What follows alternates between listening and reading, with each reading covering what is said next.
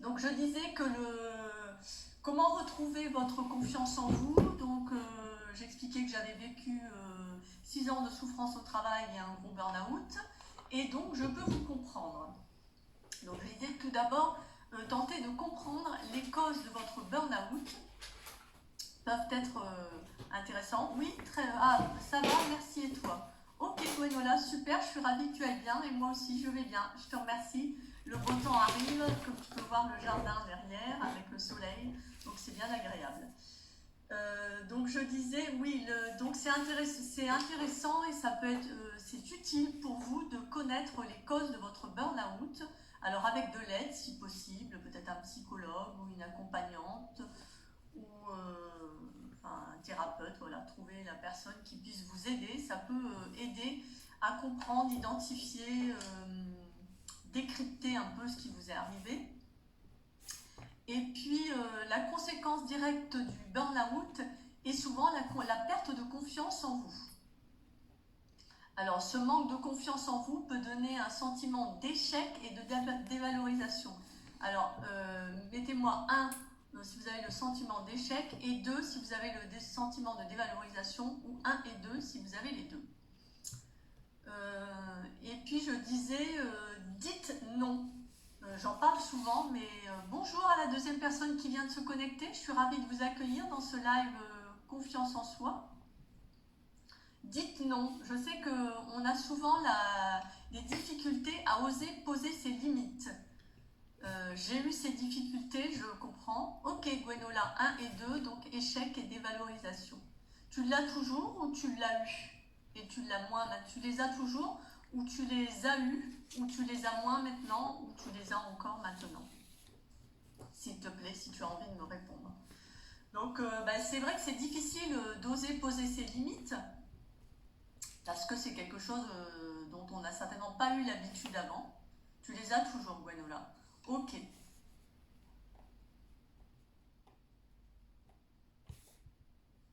Ouais, c'est pas évident à vivre, hein.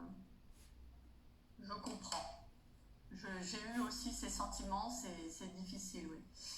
Donc parce qu'on a envie de tout faire pour tous parfaitement. On aimerait faire sans erreur pour que tout le monde soit satisfait. On n'ose pas dire non aux sollicitations par peur de déplaire aux autres ou de ne pas être aimé. Est-ce que ça vous arrive de ne pas oser dire non aux sollicitations et d'avoir peur de déplaire? Si oui, mettez-moi un smiley sourire. Alors c'est comme un cercle vicieux. On n'ose pas dire non parce qu'on veut bien faire pour tout le monde. On n'ose pas poser ses limites.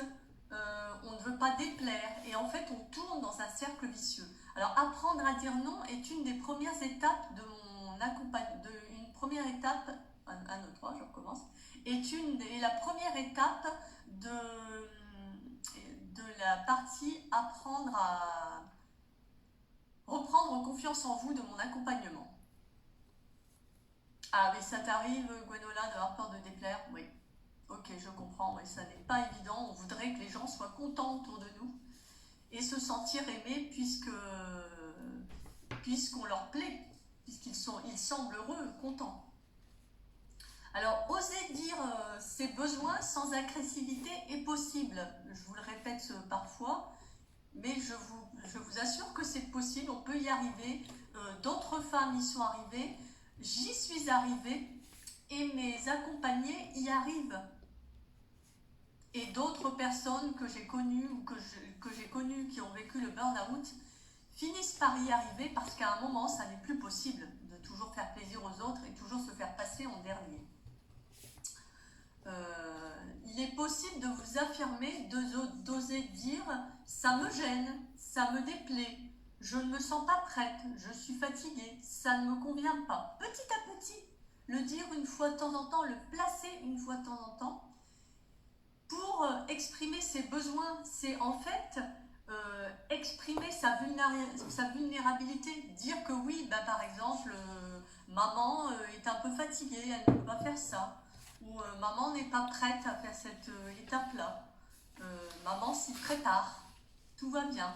ou même à n'importe qui dans votre entourage, je suis fatiguée, je ne suis pas encore prête à faire ça, je travaille dessus, mais le chemin se fait petit à petit, parce que comme vous le savez, le burn-out c'est très long, on ne peut pas savoir si c'est demain qu'on ira mieux, si c'est dans un mois, dans 3 mois.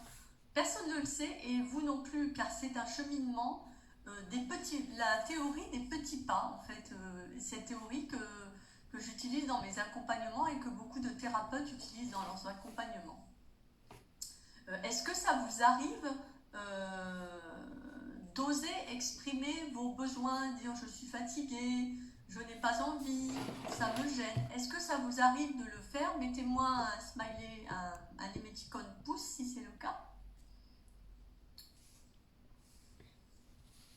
Et puis, il y a également vous débarrasser de votre surperformante héroïne intérieure. En fait, on a le rêve de cette petite héroïne qui est super performante. Waouh, powerful! Elle arrive à tout faire. Elle est au top en tout. Elle n'a pas de faille. Elle ne se plaint pas. Elle serre les dents quand ça ne va pas. Elle avance, elle gagne. Ah, coucou Mélissa, je suis ravie ma biche. Mélissa, je vous présente Mélissa. Merci Mélissa, je suis rayonnante. Mélissa est ma meilleure amie, ma sœur de cœur. Donc je suis tellement ravie que tu sois là, ça me fait vraiment plaisir. Oui Gwenola, quelquefois tu y arrives. Bon bah c'est déjà un petit pas et c'est déjà chouette que tu puisses arriver quelquefois à exprimer ce que tu ressens, comment tu te sens. Donc voilà, vous débarrassez de cette héroïne qui est top en tout, qui ne se plaint pas, qui serre les dents, qui avance et qui gagne toujours. Merci Mélissa pour le pouce et le sourire, les smileys. Alors c'est une vision idéalisée de vous-même. Vous aimeriez être ou que vous aimeriez être, ou de ce que vous pensez devoir être. Comme si, être comme ça, faisant plus ci, faisant plus ça, faire des trucs reconnus par les autres, une image valorisante, peut-être un peu plastique de vous-même, le succès, la réussite, l'amour des autres et peut-être même la célébrité. Avez-vous un peu cette super-héroïne en vous?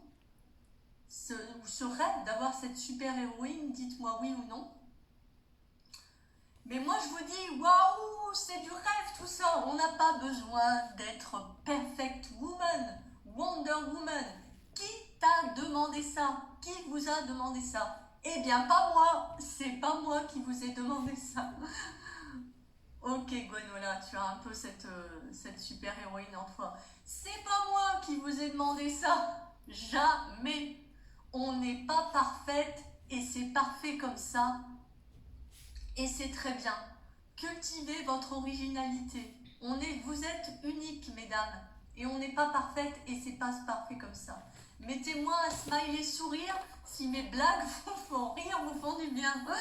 Parce que moi, ça me fait rire. Et puis, j'ai envie de vous faire rire, de vous montrer mon humour et ma joie de vivre que j'ai retrouvée après le burn-out. Et qui est essentielle. Alors, hop, allez, on se débarrasse d'elle. Pouf, basta. Là. Ah, Mel, ouais, je sais que tu kiffes, j'adore. Ça te plaît aussi, Gwenola? Bah, je suis top. Et je sais que vous avez besoin de rire, mesdames, après le burn-out, ou mesdames en général, mesdames débordées, surchargées, avec de la charge mentale, avec tellement à faire dans une maison, les enfants, peut-être le travail, ou une activité, un projet qu'on a à faire, les déplacements, les rendez-vous. Et je sais qu'on est surchargé et on a vraiment besoin de rire. Donc allez, hop, pouf, pouf, pouf, on se débarrasse d'elle, on la balaye, c'est bon, ça suffit. Elle vous colle à la peau et elle vous empêche de vivre, d'avancer, d'être heureuse, de vivre pleinement. Alors sortez-moi de ce sac tout ce qui ne vous appartient pas et ce qui vous appartient. Et regardez les deux, et ce qui ne vous appartient pas, apprenez petit à petit, hop, à le poser de côté, à l'éloigner petit à petit, de plus en plus, jusqu'à ne plus le voir, parce que ça ne vous appartient pas, ça n'est pas à vous. Vous jouez votre rôle, et les autres aussi jouent leur rôle. Chacun fait sa part, comme le colibri. Alors ça, c'est une histoire Je vous la mettrai si vous voulez.